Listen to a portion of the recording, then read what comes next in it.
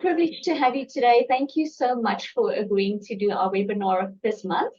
So Chrissy has over 20 years experience in business operations, event management, and program development for sports and non-profit organizations, such as the Olympic and Paralympic Games, volleyball in Canada, North American Indigenous Games, World Police and Fire Games, and the North Central American and Caribbean Volleyball Confederation. That is a lot. So, Chrissy, we really look forward to hearing from you. So she's launched her own consulting business and worked with clients such as Canada Games, Public Service and Procurement Canada, Correctional Services of Canada, the John Augustine Centre for Young Women, Volleyball Canada, and the Canadian Women in Sports. So without further ado, over to you. Thank you. So I know I'm going to try to be as respectful as possible for the time, and thanks for the introduction. I know you shared off the top there that this is a safe space, and I use the phrase brave space because we're often not always safe, but we're in a brave space and we're in a learning environment. And I don't always say this, but in a learning environment, let's assume best intentions. So if anyone says anything or I say something that's harmful, I'm happy for you to call me in and let me know if I've used something that's not sitting well with you. Happy to take the feedback and have the opportunity to learn, but we might make some mistakes along the way. But for the purposes, let's learn together and connect. So thank you for inviting me in. As I said, I have no experience in mining whatsoever, but I feel a sisterhood here of women working in spaces where it's often men making a lot of the decisions, or you're the one and only in a space as well. So that comes with its own set of unique challenges. So we'll launch right in. I just wanted to play, there's no sound here, but I wanted to play this just to get us into nature. Some of you might have a little more opportunity than me where I just sit behind my computer, but wanted to share this in way of a land acknowledgement. So I'm here in Richmond, British Columbia, which is the unceded and traditional territory of the Musqueam and Coast Salish people. Really, really grateful to be able to have this space, the beautiful ocean, being able to look at snow-capped mountains, our beautiful cherry blossoms that we have in season right now, and raise my kids and go outside in healthy air, and just really thankful for the stewards that have protected our lands. I will also share that in the city of Richmond, at the municipal level, they do not do land acknowledgements because there are multiple disputes over land here in the city of Richmond. So as someone who is here on this land, I really want to make sure to honor those that have protected the lands before. If you're interested, you can Google some of those disputes, and that's why the city is citing that they don't do those land acknowledgements. So a little learning for you as well. And I invite you, if you want to type in the chat, I don't know how well you all know each other, so feel free to type into the chat where you are, where you're located, and if you wanted to share some land acknowledgement or any territories that you're on. The purpose of today, as I sort of shared at the beginning, is number one, just to connect. So this is your time. I'm happy to kind of take us through and facilitate, but I really want to offer the opportunity for you all to connect. Sometimes the work is really lonely, even if you're getting to work remote, or as I said, you might be one of the only people in your workplace and you don't have that sense of community. So I want to make sure that we take some time to connect with each other. Identify some sources of stress. Where does your stress come from? Reflect on your own stress levels, because I think we talked at the top, sometimes we just keep going. And how I named my company Humanity and High Performance is that there's a lot of us that perform really high and people maybe not notice, but our humanity's been stuffed to the side in order to achieve that. So in the whole rise and grind, everyone's got to have a side hustle, all these things. Really taking a moment to look at where you're at and really sit with it and see if this is working for you or not. And then just start considering a strategy on, and as I said, not just managing your stress. I think there's tons of articles, there's lots of resources out there on get more sleep, drink more water, go for a walk in nature. But I want to talk a little bit more today about at the professional level of also how to mitigate the stress. So managing the stress that's coming at you. A lot of that comes back down to empathy for others, empathy for yourselves, and also some healthy boundaries. And that might involve some brave conversations with some folks at work in terms of what is reality and that you're a human being and not a robot as well. So with that, I'd love to I'll pause my presentation here And I think we have 10 people. Just a really quick, you see the prompts there, name your pronouns, a little bit about your career so we can learn what work you're doing. Are there ways for us to collaborate together? Are there ways to lift up each other in your work? And then a hobby. And I put a definition here because I know in COVID, a lot of people found hobbies, but I don't know if it was for the pure enjoyment or if it was a coping mechanism to just keep our hands busy, stress level. So I actually had to put that a hobby is something that you regularly do that is purely for your enjoyment. So would love to hear from you. And so maybe I can start with Cassidy, you're at the top for me. So name, pronoun, career, and hobby. So just a little bit about the work that you do so that, again, my goal was that you all connect. So maybe you can kick us off. Sure. So yes, my name is Cassidy. My pronouns are she, her. I am a geologist by training. I worked in industry for quite a long time, primarily in mineral exploration, but I've recently transitioned to a research role out at the University of British Columbia within the past 6 months. And in terms of hobbies, I should probably take more time to do hobbies, but when I do get out, I really enjoy camping and hiking. Great. Daryl? Hi, I'm Daryl, and when it comes to pronouns, that's a difficult one for me because I often get referred to as him and he or whatever, and she and her as well, and I'm kind of comfortable with all of them. They, them too also suits me quite comfortably. I'm a geologist. I've worked in the mining and exploration industry for 40 years, and now I'm basically trying to retire from geology and spending more time coaching women in male-dominated industries, helping them with all the stresses and trials and tribulations that they deal with, that I've had to deal with in my career as well. And yeah, hobbies, I love cycling, hiking, kayaking, sailing, skiing, anything outdoors. I guess that goes with the geology. So yeah, that's me. Great. Leanne? Hey, my name is Liani, and I go by she or her. I'm a hydrogeologist, like I mentioned, working in the environmental field. Don't have a lot of hobbies, unfortunately. I used to, but I would say probably the thing that comes the closest is reading. I love reading. So yeah, that's me. Great. And sorry, I pronounced your name wrong. It's Leonie? Liani. Yeah, beautiful. Yes, the South African name. Now I should know how difficult some of these names can be for other people to pronounce. So great. And I'll throw it over to Anna and our co-host here. And then those of you that are off camera, if you are not able to share on camera, please feel free to type in the chat. Hey, I'm Anna. She, her. I'm French. I've been living in Vancouver for the last 2 years. I'm working for Eurocopper as a geologist and geomodder. And I think my hobby now is more about hanging out with my friends and trying new restaurants and new bars, because in Vancouver there is a lot of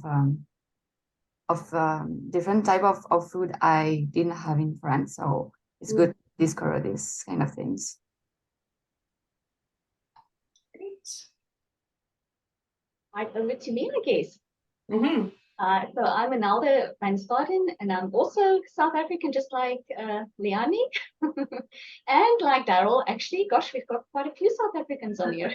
So I'm a geologist by trade, but I've specialized in mineralogy. So I work for Tech as a senior process mineralogist, and my work and what my passion is all about unlocking the value of our rocks through understanding and integrating the mineralogy in all throughout the mining value chain, from the exploration all the way down to understanding the environmental impact of the rocks that we mine. Yes, I go by doctors, but I'm she. That's fine as well, she or her. Yeah. Oh, and hobbies. Yes, gosh, I have a lot of stuff that I like doing, but probably the things that I like most would be also just hiking, being outdoors, finding new rocks. Love that. And then I love taekwondo too. That's one of my sports, and I love playing piano too. So yeah, that would be hobbies. Thank you. Great. Kathleen? Hi, I'm Kathleen Gould. I'm she, her. I'm in Winnipeg, Manitoba. I'm a geologist by training. I now work in software. So I work for a company called Sequent, and we produce 3D modeling, geological software like Leapfrog, and geophysical software and things like that. So it's kind of exciting to be on that side of the fence. And I work a lot in the geothermal and carbon storage space. One of my hobbies is, the reason why I was off camera is because I just came back from a CrossFit workout, and we're not crazy. CrossFit is a good and healthy habit. People always make fun of it, but I like to exercise. I like to get outside because I'm mostly at a desk most of the day. So yeah, that's me, and I'm happy to be here. Thanks for having me. Great. And anyone else? I know we have a couple more that are off camera. If you want to share, give me that chance as well. Okay. Internet fun. So Diana's sharing there, mineral exploration prospector with a PhD in the industry for 27 years. Pronouns are she and her. And she's on a hobby farm on 37 mostly treed acres, 13 chickens, 2 Nigerian goats. I don't know how to say coon pigs, and a dog and a cat. And I believe there's a little young man around the neighborhood there too on the farm. So thank you for joining. I'll go back to sharing. And just come back. So thanks for sharing. There was a purpose, as I said, for people to connect, but also to learn a little bit about your hobbies and have that moment of realization of, I used to do this. Or for me, I love going to concerts. When I think about how do I best turn off my very busy brain, going to live music is a great way for me to just tune out, but how often am I doing that? So I do have a concert coming up next week, in 2 weeks. Dermot Kennedy is singing here in Vancouver, really amazing Irish artist. So I am trying to do that more often. So I hope you had a moment of reflection in terms of, am I doing this on a regular basis? And is it something that brings me joy, or is it something that is sort of related to work, or I'm doing to upskill or professional things? So it's got to be just for fun. So we'll launch a little bit into here, right into things. So I'm not sure if you've seen this before, but this is the performance bell curve, the Yerkes-Dodson law. So I'm sure you've seen charts like this before. So on the left-hand side, you have performance up top, pressure on the bottom. So if you're low pressure, you see bore out. So if you're doing a task that's incredibly boring to you, sort of beneath your skill set, you're not super interested, it's called bore out. And your performance tends to be pretty low because you're just kind of dialing it in. It's just sort of like, yeah, I just have to get these things done. You're not super engaged. As the pressure sort of increases, you're more engaging into that learning zone where you're a bit more challenged by things. So your performance will actually increase. We're trying to go for, and remember my background is in sport, so we want to make sure you kind of do your warm-up drills, you're getting to that space. That perfect zone is where you're challenged enough that you're very focused, very engaged, but the pressure is not too high. So when the pressure becomes too high, you see tennis players, they start physically, their bodies will start cramping up, they're tensing up, they no longer are swinging freely. So now the pressure is too high, their performance starts to wane. So when we think about that pressure of stress, so if there's not enough going on, you're bored in your job, you're disengaged, you're not highly functioning because it's sort of, I can just do this in my sleep. And then when we get to that point, someone shared earlier of like, the hours become really long, the pressure's really high, you're on tight deadlines. Maybe there's animosity in the workspace. Maybe there's things going on there. There's friction. So that's where we start heading into burnout. What I really loved about this that really connected for me, and I can share the link. This is from Delphus out of the UK. So they have a whole article on it that you can read about. The zone of delusion that you see there is that part where you think, if I just hurry up and finish this task, if I just put more effort into here, if I say it in a better way, they can hear me. The zone of delusion is that if you work harder, it's going to get better. And this is the danger of burnout. And so I shared at the top, I experienced this with quite a challenging boss, and I will own my own role in allowing my boundaries to be crossed so many times that it became untenable and became a mental health and physical health issue for me. But that zone of delusion, if I just do this project how she wants it, when this project is over, it's going to get better. and it doesn't. And we just keep replicating. So that zone of delusion, I just think, is a really critical part. So if you're catching some of those phrases, like after summer is over, after this project ends, after I don't have to work with that person anymore, it will all get better. The problem is it keeps replicating. So even as we switch out, so I will share, I did leave that work environment that was very toxic and probably couldn't have saved it, no matter how hard I tried, or how nicely I tried to speak. And I'll share that it actually at the end realized it was actually an abusive relationship, because I never knew what I was going to get. I kept trying to change my behavior to placate this person, and they were never satisfied. No matter what I did, it was like, I just want to pick you apart. And so it was until I put that boundary in to say no more, then I just needed to leave. But when you leave and you start over, you have to manage those boundaries, otherwise it happens again.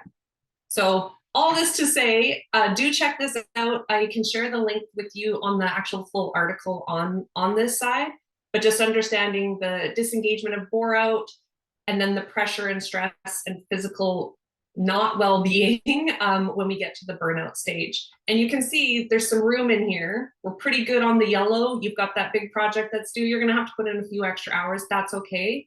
But what are your strategies to get you back into these green zones? So I want to talk a little bit about sources of stress, because we will focus on the professional side, but world stress, I think with COVID, I think we really understood the international news that we receive. Any news, I have to put myself on a news diet. I have to be very careful what I engage with, when I engage with it, how much of it I have, and when I need to step away and say, I know I'm not turning a blind eye.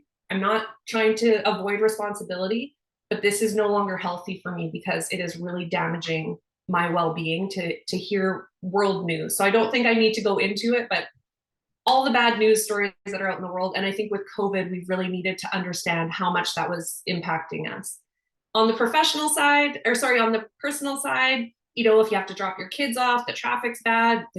This is what happened this morning. My kid forgot her book, so I need to turn around and come back. And I'm like, I need to be on this webinar. So those are just some of the personal stresses. Then it's like, where are my kids going to go to summer camp? I have to get groceries. Did I buy those shoes? What's the next shoe size I need to buy for my kids? Just a little bit about my own personal life. So all that stuff that's going on, let alone relationships, family dynamics, finances, your taxes are due. Did I set up my business properly? A few of those things. On the professional side, it's your relationships within your profession. It's your workload. It's the type of work that you're doing. It's the just hours that you're putting in. It's the friction that's happening. Does anyone want to share a few that maybe you've missed, or you're thinking, yes, especially maybe on that professional side of sources of stress, whether you can control them or not, is a whole different matter. But does anyone want to share just a few of the stresses you think about working as women in geoscience? Kathleen just shared aging parents, being sandwich generation of raising young kids sometimes and having aging parents. That's a really tough one. That's a really tough one. Anything from professional side that you wanted to share that you think other people might relate to? What are some of the stressors? For me personally, I find on the professional side, this concept of like trying to say no and trying to put in boundaries, and then the guilt or the feeling like you're not pulling your weight, or you're going to be perceived as not pulling your weight if you say no to the billions of requests that come in constantly. Do you think there's a gendered lens on that too? Do any of you feel like a sense of responsibility that you are representing women as a whole? Oh yeah. Yeah. Everything. Yeah. Absolutely, without a doubt. Mm-hmm. Yeah. I think, and also what I find is working with a lot of different personalities can be difficult as well, because you're trying to find the best ways to work with certain people, and they have a different perspective as you. So it's just trying to juggle working with a lot of different people, and finding compromises and those boundaries, right? So yeah. Mm-hmm. Anything else before we move to the next slide? Yeah, maybe also just raise, and I think Liane and Daryl will also relate to this, is and I think Anna too, if you've immigrated to a new country, you know, you're starting from scratch. Even though you might have 10 years of work experience, you're still trying again to prove yourself all over again. So it's just this compounding effect. Now you're not only a woman in a men's industry, you're different. You speak differently, you have different cultural background, and all of that right comes into play. And that really, it compounds the issue for sure. So interesting. I did not share in advance my slides, and yet here we are at intersectionality. So you perfect segue into this. So is everyone familiar with the concept of intersectional feminism or intersectionality? So Kimberly Crenshaw was a lawyer in the US, and the phrase intersectionality she coined in like 1989. And it was really because they had a class action lawsuit for workers. So what they found is women were getting hired, men were getting hired, Black men were getting hired, but Black women were not getting hired. And so when they tried to do a class action lawsuit, I can share the link with you. It's fascinating to read the real history of it. They basically said, you can be a woman, or you can be a man, or you can be Black, or you can be white. You can't be both. So what they were finding is, if you only looked at a Black woman as a woman, they were saying, we hire women, so you can't claim discrimination. If you classify them as Black men were being hired, so it's not racism. So the courts refused to see that Black women, they did not employ any Black women. So the intersection of race and gender, they like threw that out. So then there were several court cases. So that's where she really came up, and she actually uses the analogy of a car crash. Of you can get hit from many different angles, but sometimes it's only when you're at that intersection where you get hit. So intersectionality is all what you just talked about. I'm a newcomer to Canada. I speak a different language, my gender, my class, my education level, my mental health, your age, attractiveness factors into all of these things. So it's a lens. Her quote is that intersectionality is a lens through which you can see where power comes and collides, where it locks and intersects. It's the acknowledgement that everyone has their own unique experiences of discrimination and privilege. So all that to say is that we're not all experiencing this equally. Now we have to really consider all the different factors. So if you're talking about your education comes from a different country, you no longer have network, you don't have any kind of job prospects, you really have to like defend yourself and really promote yourself. Whereas if you had come from here and they recognized the university you're from and they knew your professor, you've got that extra, wouldn't say an advantage, but you don't have that holding you back as a disadvantage. So I really want to pull this out of, so this was one of her articles, Demarginalizing the Intersection of Race and Sex. I'll read it just for those that might be multitasking. I'm suggesting that Black women can experience discrimination in ways that are both similar to and different from those experienced by white women and Black men. Black women sometimes experience discrimination in ways similar to white women's experiences. Sometimes they share very similar, often they experience double discrimination, the combined effects of practices which discriminate on the basis of race and the basis of sex.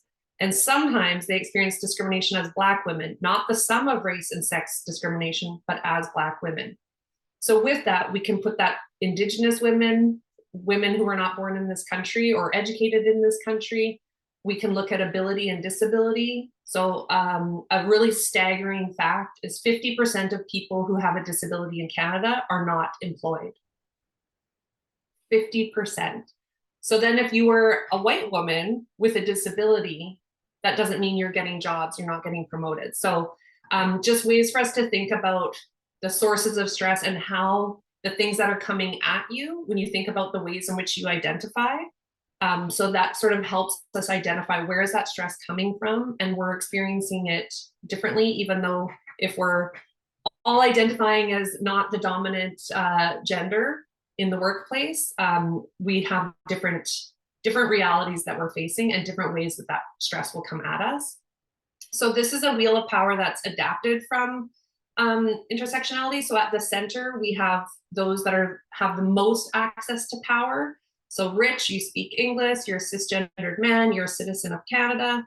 White skin, you're educated, able-bodied, heterosexual, neurotypical. Mental health is like It's very robust.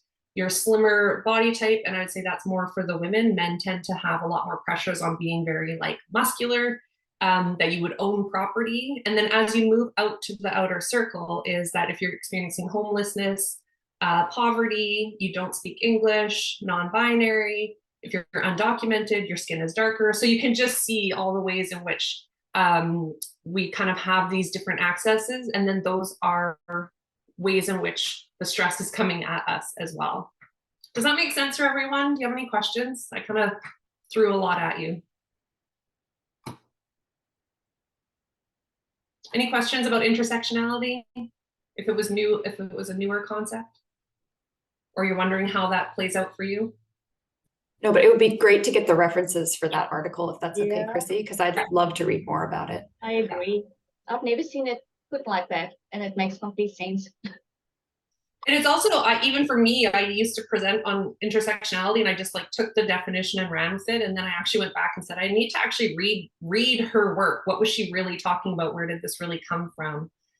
So it was very specific to just Black women. So we're only looking at 2 ways to identify, let alone how many do you have? There's a really fun exercise that you can always do is you write down all the ways in which you identify. So you can even look at the human rights code that we have here in Canada, so that there's 13 protected grounds. So you cannot be discriminated against based on your sex, your gender.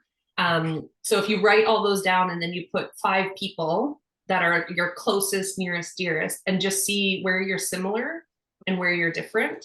So when I do this exercise, one of the ways in which that I kind of go through the world is as a single parent who is like solo parenting.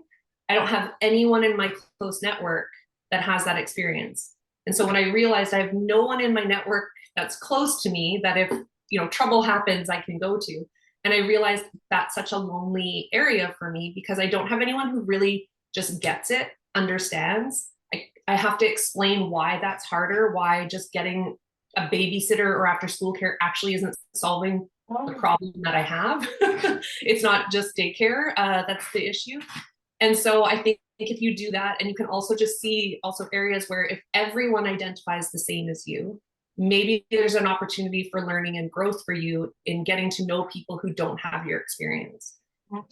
So one of the ones is, you know, if religion, if everyone you know that's really close to you has the same religion, maybe there's an opportunity for you to take a course on, you know, what do Muslims experience? What is Ramadan? So things like that of just expanding your knowledge so that you can connect with more people.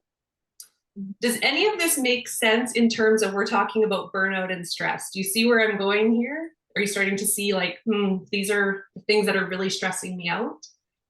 And Diana shares in mineral exploration, age should be in there too. Absolutely. So we see age discrimination at the younger levels in terms of people not believing you can do things because you're too young to know things.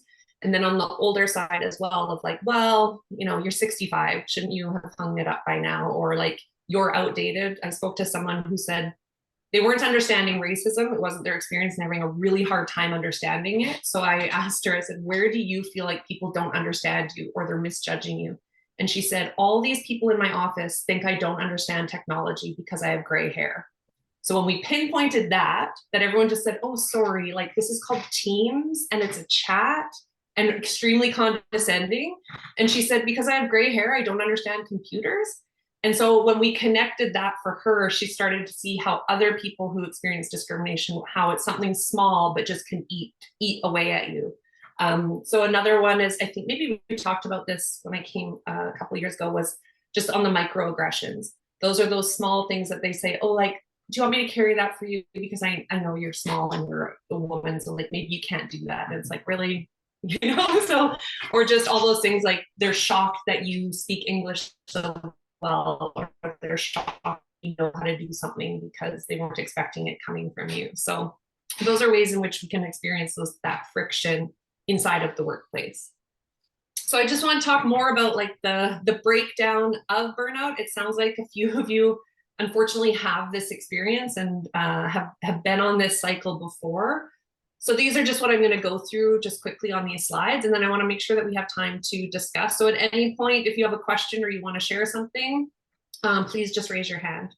So burnout is a state of emotional, physical, and mental exhaustion caused by excessive and prolonged stress. So it's a stress cycle that I'll share. So it's sort of, I have this project, I need to get it done. You're under amount of stress. The deadline passes, you take vacation, you get your energies back up, you can start a new project, slowly go away. Excessive and prolonged stress is like that project is a year long and you're constantly fighting for deadlines, you're fighting for everything. It's excessive and it's prolonged. And some of the, I talked to my kids about, was that just a mean comment that kid said, or is it bullying? So the bullying is that it keeps happening even though you've asked to stop. Excessive and prolonged is you've tried some things and it's just continuing and it's pervasive. It is actually included in the International Classification of Diseases as an occupational phenomenon. So it's not a medical condition, but they understand that it's so common. It's a syndrome resulting from chronic workplace stress. So burnout is really, when we looked at those sources of stress, really more connected to the professional side. It's not depression, but it's really close. And I would say is a slippery slope towards depression. But there is a way to sort of prevent it. Does that make sense for people? Were you surprised by that it's actually classified? In Japan, it is so high because of their work stress that's there. They actually, burnout is really highly linked with suicide, coming from the pressures of work and school. And then it's called the disease of despair. That's what they've sort of named it. In the US, Dr. Sanjay Gupta, he does work with CNN. He did a documentary I think you can even find it just on YouTube. And it was sort of similar, the diseases of despair. So they noticed that we usually saw it was racialized folks, low income folks that were having a lot of illness and dying too early. And now they've discovered that it's actually middle-class white folks that are dying at a higher level. And there's 3 illnesses that they have. One is, what's it called? If you're an alcoholic, you have cirrhosis, suicide, and addiction. So it's actually, we're seeing like those stresses of, you actually have a pretty good job. You're not rich, but like you have all these things. And so it's actually, the stress is now actually killing people. So diseases of despair. So it's very interesting to look at how widespread this is, how little we talk about it, and that we're still just getting back on that wheel to just grind and perform for our employers to the detriment of ourselves and our family and our health. You're nodding because I'm speaking to people that obviously have experienced something here, and that's why you're here today. So I think that this is helpful too, is the feelings of energy depletion or exhaustion, increased mental distance, so checking out, or negativism, cynicism. I know for me, I went really, where venting became like the only thing I did outside of work, was just trying to process what was happening to me and finding other people to commiserate. Misery loves company. And then realizing that was harming me and it wasn't actually helping. It wasn't like a good vent to a coworker or a good vent to a friend. It became all I could actually talk about. And then efficacy, and this is why I named my company Humanity and High Performance. My performance at work was not affected. My performance as a parent, as a friend, drastically affected. And then I just checked out and disappeared and no one knew. So I feel that in your area, if you've done a PhD, I feel like you can cope at a really high level. If you have done the education that I think you have figured out to perform at the highest level, no matter what. So I'm not sure you would see it on the reduced efficiency in your job. Maybe you're less efficient, but you'll make up for it by never sleeping and making sure that it's to the quality that you want. Because of those pressures that we talked about, that, especially if you feel you're representing all women in the industry, and that if you slip up, it's harming the whole cause. So there's a lot of pressure there. How does that feel? Heavy? We all need a break. Does that resonate with people? You can just give a nod. You don't have to Anything that you would add there that you feel, so we have less energy, absolute exhaustion, mental distance from the job, and reduced professional efficacy. Anything else to add? Or that pretty much captures it. We'll move on to here. Does anyone want to share? Does anyone want to get a little bit of this out? Or like I said, anything that you feel missed or you've seen? The other one is you've seen it in other people. Maybe I can comment. I think it very much also depends on your personality type. A lot of people are, most of the people in the world are more sensing. They're very aware of what's happening in their bodies, but there are a number of people who are more intuitive and not so in tune with what's happening in their bodies. And I'm unfortunately one of the people.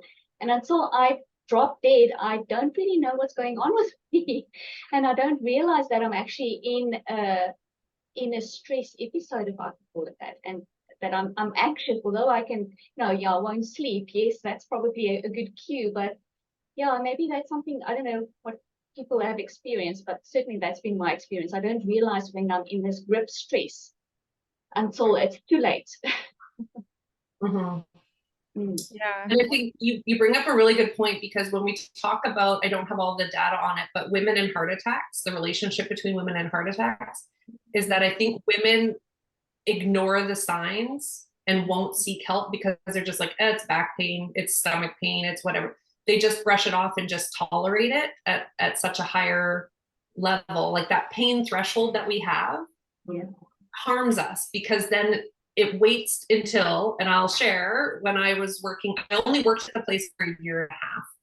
But after my first year, it was COVID. And then with that, I worked in the sport industry and there was no sports. So I was under constant threat. You do one thing wrong and you're gone. And there's no other job for me to jump to, which I've never experienced in my life. No one is hiring. Everyone in sport lost their job. We couldn't do anything. So there was a massive shift in power dynamics. And I just had to do as I was told, in the way that I was told, and just keep your mouth shut and just do everything I tell you to do. So it was very painful. And I shared, I'm a solo parent. I'm 100% financially responsible for my 2 young children. Oh, wow. So me being unemployed or going on EI wasn't an option to keep my family afloat. So when you talk about just ignore it, just put your head down, just do it. I can get through anything. I've run Olympics and Paralympics. I've made it through opening ceremonies where an athlete died and we still figured out how to do all of these things. I can do anything. I'm tough. I'm strong. I'm stronger than most. There's nothing I can't do. All these things. Just when this gets better, 2 weeks from now, we'll be back in the office. It will end. It's fine. I can do anything. Mm-hmm. And then I would start to dry heave every morning. Then I would not sleep. Then I couldn't stay asleep. Then I would vomit. Then I would dry heave. Then 10 minutes before I had to meet with my boss, I would be sick in the bathroom. And I still kept going. So exactly to your point, we tend to just ignore it. And your body will just keep escalating. And a friend of mine, she started to lose her hair. She lost her voice. She started to get gum infections, like in her mouth, that she'd never had.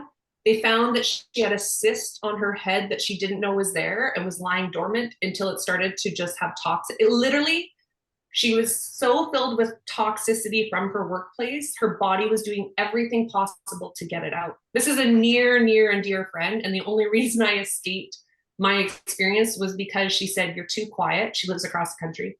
You're too quiet. Something's up. What's going on with you? Talk to me. And only because she had been through it and I really respect her, that I was like, oh, this isn't weakness. This isn't actually a defect of mine of not being able to cope. This is actually something else. So I don't want to run out of time. So we'll keep pushing through. So burnout stages. So really quick, high level honeymoon. Let's pretend you just started a new job. You just started your PhD. You're excited. You're amped up. New nameplate, new email. I'm rocking everything. Then you kind of get into the real work like that. After 3 months, you're really like doing the job and figuring it out, and it starts to become a bit more challenging. Some of those friend relationships that you had at the office maybe aren't actually such great friends and not so great. The manager starts kind of showing their true colors. Then you start getting some symptoms, maybe interrupted sleep, you're putting in extra hours trying to just do these things. Crisis, however you define crisis, you're snapping at your kids, you're not doing the things that you like to do anymore, you're starting to shut down, and then hitting the wall. Hitting the wall is going to look different for everyone. I needed to see my doctor to deal with the physical ailments I had. Then I saw a therapist to deal with the things that I was going through and figuring a way out. And the answer was really, for me, in my personal experience, was stop the thing that's harming you. It wasn't that I needed more sleep and could use some more exercise. It was, what are the boundaries you can put in place to stop that person from harming you? Because I had let it go too long that it became so awful. And it felt really hard to go back of, I let you treat me this way, and now to dial that back. As I said, feeling under threat that I could lose my job at any second. So these are like the official, and I can share all of this with you. I've pulled from many different resources. This is sort of the burnout cycle. So you're starting one, that compulsion to prove yourself. So we talked about, we feel a lot of pressure. Again, if you're a high performer, you're a woman in male dominated industry, that's very high already. You're probably also a very driven person with high standards for yourself. So you start working harder. You start neglecting your own needs. Like, I don't need to eat lunch. I'll just stuff the sandwich down my throat at my desk within 5 minutes or less and get back to the thing that really matters and doing this project. Displacing conflict. So not talking to my boss anymore, just trying to avoid those situations. Revision of values, denial of problems. As I said, that can show up. It shows up for me of like, when this project is done, in the fall, later, after this, it will all just magically get better, except that logically, you know, there's another project and it's going to be the same thing. So withdrawal, I will say, is when my friends started to notice, where I just wasn't coming out. I didn't want to meet up. I didn't want to share. I wasn't sharing funny memes with them through Facebook. I wasn't doing those things. And then with COVID, it was very easy because we were all at home. So I wasn't in an office for people to notice. I could just appear on Zoom and then run back to my bed and lay down. So behavioral changes. As soon as work was done, I just wanted to lay down. So that meant I'm not talking to my kids. I'm not preparing a healthy meal. I'm like, I'll just order something because I can't be bothered. I have no energy to do things. And one of the turning points for me was an article came out about languishing. It was a New York Times article, but it's been picked up since, and it existed before 2020. But I think in 2021 is when I read this article of like, is it languishing? And it was sort of talking about how we all were during like the stress of COVID. Like we just, okay, we can get through this, we can get through this. And then it was like, okay, this is here to stay. And we just felt like that low, numb, just kind of like, we're just here. We're just existing. We're not trying to do much. That inner emptiness. And then this is where I was saying, like, you can get really into depression.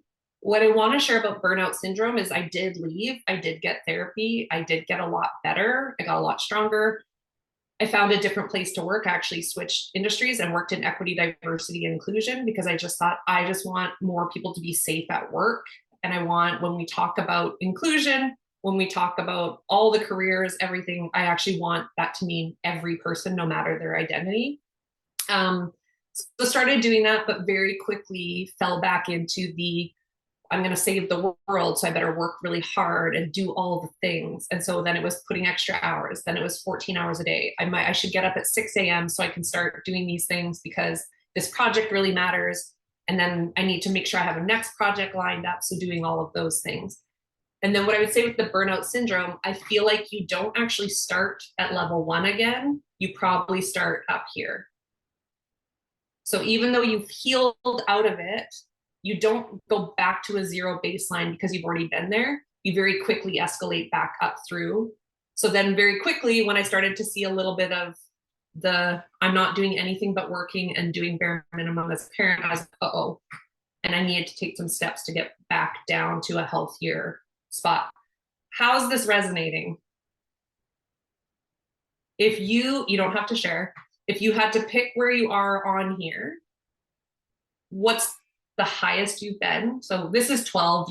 There's many different ones out there of like 6, like I showed you the very simple one. Where have you been in terms of the worst? So I would say I was up here in these colors, and that's not good. And where are you currently? And then we think about, what are those sources? So if you found your highest, so what I want you to note down for yourself is where's the highest you've been on this chart, and where are you currently? And where would you like to be? So please make note, because that's your homework, is looking at that. If you want the simple one where there's just 5, where's the highest you've been? So again, for me, I would say I definitely hit the wall. That was pretty bad. Where am I currently? I would say I'm actually back to honeymoon, because I'm running my own company. I'm making my decisions. I've been blessed with some really great contracts where I get to have conversations with good people who have shared values. And where would I like to be? I want to stay here, but I can see it creeping up. Or I think someone said, like, you got to say yes to this project. I can see that temptation of, well, that would pay really well, but would it pay me really well? And then I risk going back up. So I'm constantly thinking that through. So next steps, keep a stress journal. What are your sources of stress? Where are you currently? Who can you talk to? You can talk to me. You can talk to the people that are experiencing this same thing. You saw everyone nodding their head. People signed up for this for a reason. They're experiencing it too. And so I think that there is a lot of power in being able, as I said, to be in a space where you don't have to explain why or defend. You're not going to be with somebody who's like, well, if you think that's bad, what about so-and-so? Or what about this? Or it's worse for that person. Are you saying you're so stressed? You have food on your table. How can you be stressed? You know, that kind of thing. So finding someone who can really understand where you're at, and keep watch on yourself. Recognize the symptoms. What are you telling yourself? I can get through anything. I'm tough. Well, should you have to be? Is that a good use of your very limited energy? So I really watch my energy levels in terms of, at the end of my workday, am I ready to just collapse in bed, or am I ready to go outside and like hit a ball around with my kids? If I'm just collapsing at the end of the day, I need to change something. So it's really, like you said, what can you start noticing about yourself so that you don't hit that red zone where you're getting medical treatment from a doctor because it's so bad? And I will tell you, there's a way out. They say the average recovery of someone who's kind of hit those red zones is 18 months of intentional work. You didn't get there overnight. It has been building probably for years. So if you've gotten to those red zones, you really need to get more support and start dialing it back. And you have to be vigilant of watching, where am I slipping back into old habits? And I wouldn't even say it's habits, it's the pressure from the outside of do more, do better, do it faster, right? Like all those pressures that you're feeling, you have to have an intentional strategy to put that at bay and say, nope, that's my boundary. I won't let that come in. That's not good for me. And it is really hard because we're drowning in that, like I said, that rise and grind. What's your side hustle? Shouldn't you always be doing something? Get more education, get this, get that project, do all these things, get a boyfriend, get a husband, have a baby, like all these information of all these expectations. It's like, how are you building a bubble around you to say, that doesn't come in this space.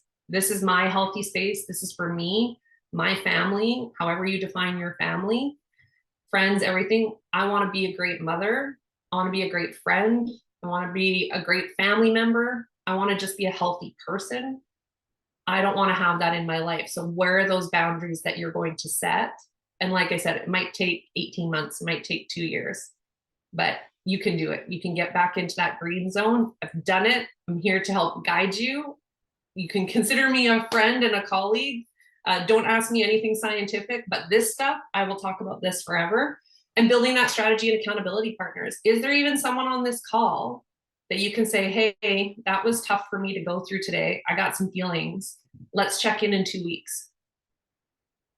Because whenever we go to these webinars, we get pumped up, we feel things, we hang up and we go right back into those emails of what just happened? What did I just miss in the last 60 minutes? What did I waste my time on? So my big ask is keep that stress journal, however that works for you. Some people just do happy face, sad face, neutral face. Who can you bring into your community to make sure that you're connected and you have support?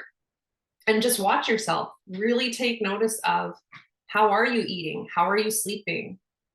Are you, when someone cuts you off in traffic, how are you responding? When you come home and the kids have left their jacket on the floor, how quick are you to get angry? So watching all those signs in yourself and then trying to bring it back to what really matters to me. And is that email that important? And I wish you could have met me a couple years ago where I would have been, I wouldn't have been here. I would have been frantically trying to make my boss approve of me so I could keep my job. That's all. What can I do to go above and beyond and prove to everybody without a shadow of a doubt, I'm like the best little worker ever. Aren't I an amazing cog in the machine? So all that to say, there's a way forward, there's a way healthier, and there are people here that can support you. So thank you for letting me come into your space today and share a little bit of my story, help you reflect on where you were at and maybe a hint at where you can get to. That just protects you and your family and the things that really matter to you. And going back to, what do I do for fun?